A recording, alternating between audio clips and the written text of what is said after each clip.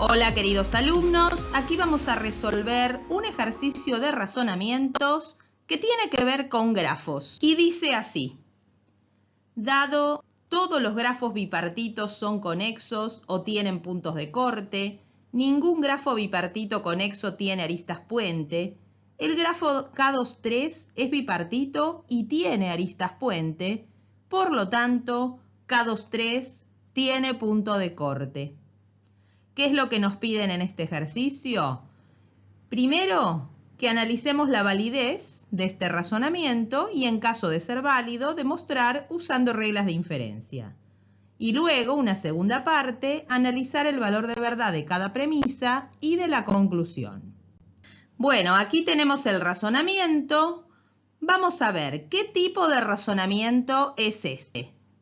Recuerda que había categóricos y no categóricos. En este caso, como acá dice todos los grafos bipartitos, después habla de ninguno, habla de un grafo en particular que es el K23, nos damos cuenta que este es un razonamiento categórico.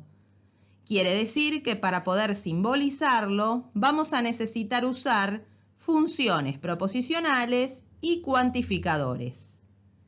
Comencemos definiendo el conjunto universal de todos los elementos con los que vamos a trabajar, que en este caso serían los grafos bipartitos. Este es nuestro conjunto universal. Y ahora definamos las funciones proposicionales. Por ejemplo, una tiene que decir que el grafo es conexo. Vamos a llamarla C de X. X es conexo. Otra función proposicional podría ser, que la vamos a llamar P. P de X significa X tiene punto de corte. ¿Y alguna más te parece que necesitamos? Sí, una que diga que tiene aristas puente. Bueno, la vamos a llamar A de X. X tiene arista puente. También vamos a indicar acá en este diccionario que estamos armando que el elemento K23 es uno de los que pertenecen a este conjunto universal, o sea, es uno de los grafos bipartitos. Bueno, con esto vamos a ir armando las premisas y la conclusión. Nos concentramos en la primera de las premisas, la que dice todos los grafos bipartitos son conexos o tienen puntos de corte. Nos damos cuenta que está hablando en forma genérica, o sea que vamos a utilizar el cuantificador universal, el para todo. Para todo X, ¿qué tenemos que decir? Que son conexos o tienen punto de corte. Eso es una disyunción. Lo escribimos de esta manera. Para todo X se cumple C de X o P de X. Veamos ahora la segunda premisa. Ningún grafo bipartito conexo tiene aristas puente. Esto es lo mismo que decir que no existe X que sea conexo y que al mismo tiempo tenga aristas puente. Lo vamos a anotar como la negación de un existencial. No es cierto que existan X que cumplan con ambas cosas, que sean conexos y tengan aristas puente. Ahora vamos a escribir esta tercera premisa. El grafo K23 es bipartito y tiene aristas puente. Bueno, que sea bipartito no hace falta indicarlo porque ya estamos trabajando en un conjunto universal donde todos los grafos son bipartitos. Así que solamente acá tendríamos que decir que el grafo K23 tiene aristas puente. Esta es una premisa que ya está particularizada, concretamente en el K23. Así que, ¿cómo lo simbolizamos a esto? A del K23. Y por último, la conclusión, ¿cuál es? Que el K23 tiene punto de corte. Es muy similar al anterior. ¿Cuál es la función que decía que tenía punto de corte? P de X. Entonces nosotros tenemos que poner que se cumple P del K23. Aquí tenemos simbolizado el razonamiento. Y ahora lo que tenemos que hacer es analizar su validez. Y utilizaremos el método demostrativo. Recuerden que cuando era un razonamiento categórico era el único método que podíamos utilizar. ¿En qué consistía ese método? En ir armando una lista numerada en la que podíamos poner premisas, equivalencias de puntos anteriores o por reglas de inferencia. Voy a comenzar usando esta premisa. En el primer paso, acá, pongo la premisa y acuérdense que siempre hay que justificar. Ahora, ¿qué podemos hacer? Podríamos traer otra premisa o trabajar con esta. Bueno, yo voy a trabajar con esta. Voy a hacer una equivalencia.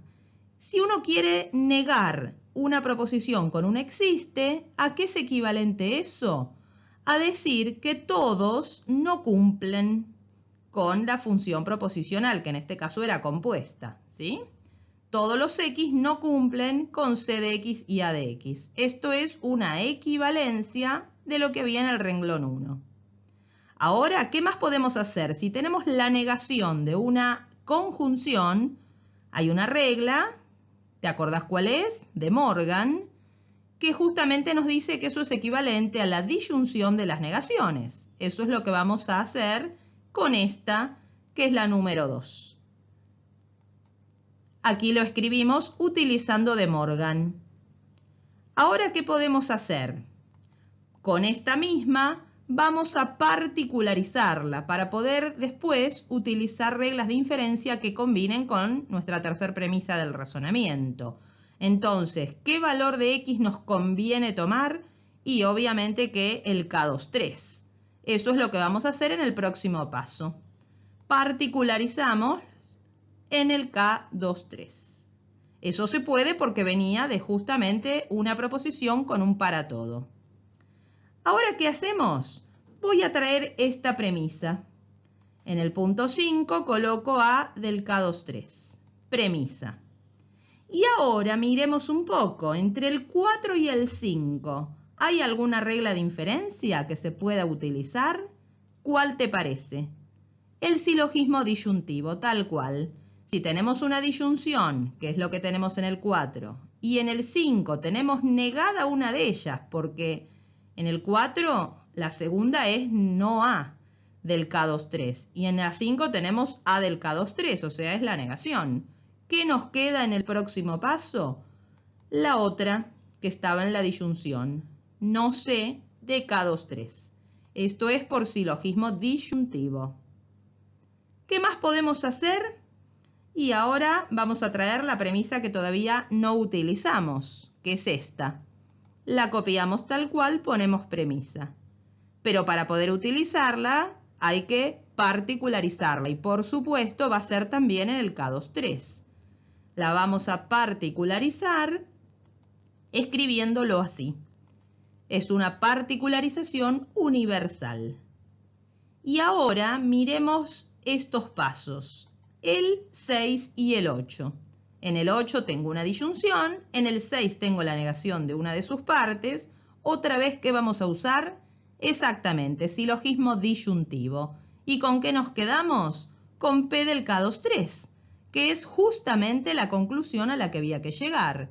Por lo tanto, este razonamiento, ¿cómo es? Válido. Y ahí lo tenemos demostrado.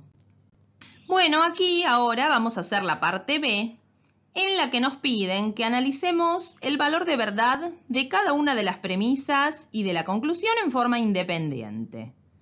Para esto vamos a comenzar con la primera de las premisas, que habla de grafos bipartitos, conexos y de puntos de corte. Recordemos un poco qué eran estos conceptos. Aquí igualmente te dejo el link al video completo si querés verlos en detalle.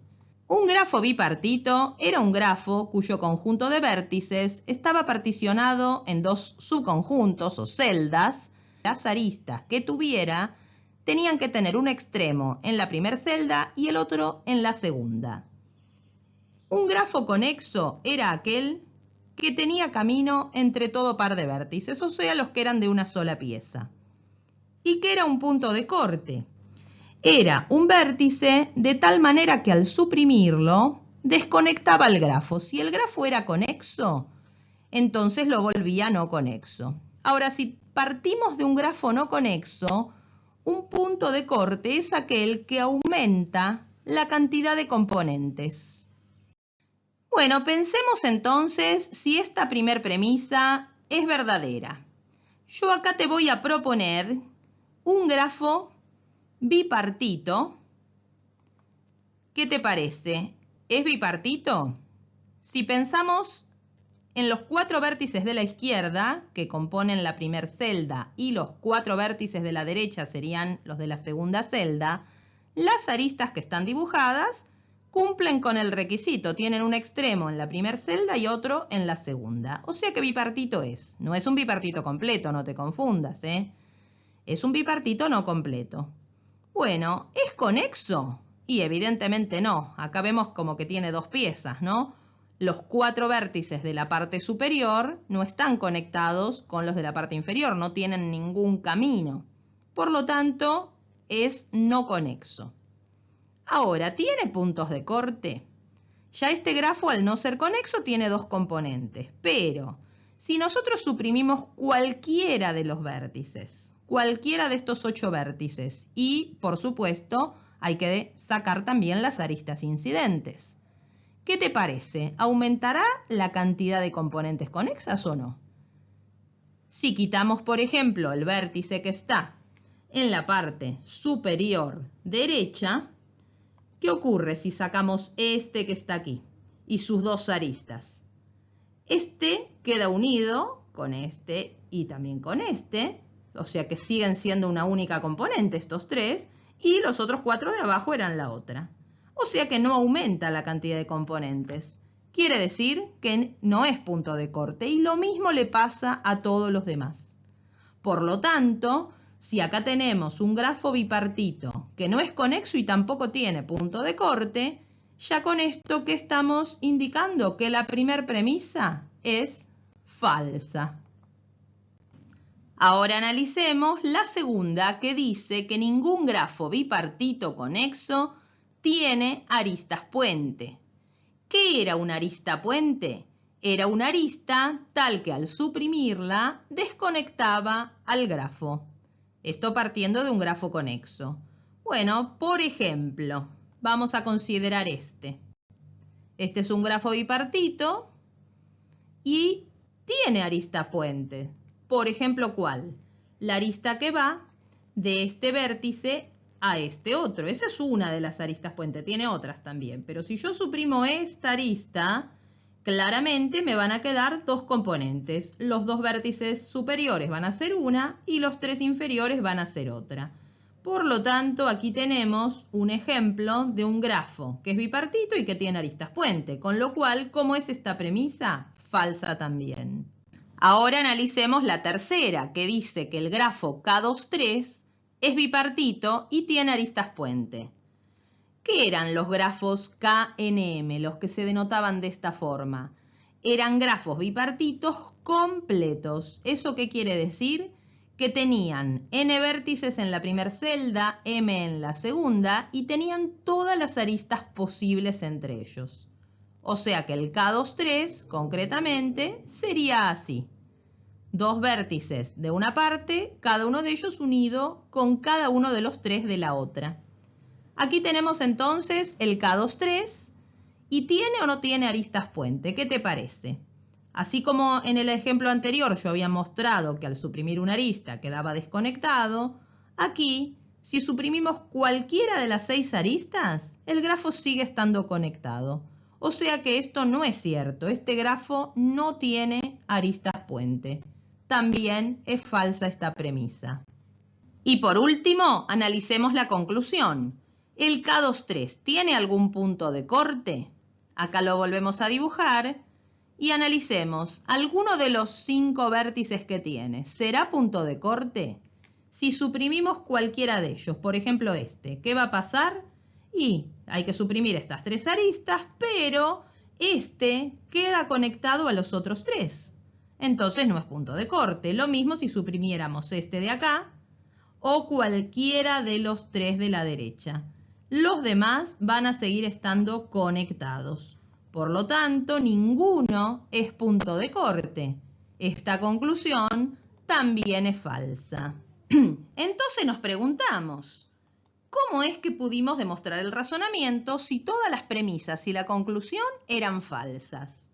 Bueno, justamente nosotros lo que demostramos fue la estructura del razonamiento. La estructura es válida. Recuerda que la validez de un razonamiento no depende del valor de verdad que tengan las premisas o la conclusión, sino que lo que uno analiza es que la conclusión se desprenda lógicamente de las premisas. Es decir, que si las premisas fueran todas ciertas, la conclusión también lo sería. Bueno, espero que este ejercicio te haya servido. Nos vemos en el próximo video. Hasta pronto.